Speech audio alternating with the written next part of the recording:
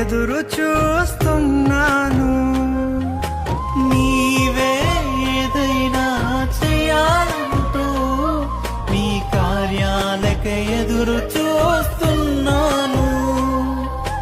తప్పక చేస్తావని నిన్ను నమ్మి, తప్పక చేస్తావని నిన్ను నమ్మి నీ కరముపై దృష్టి ఉంచినానయ్యా.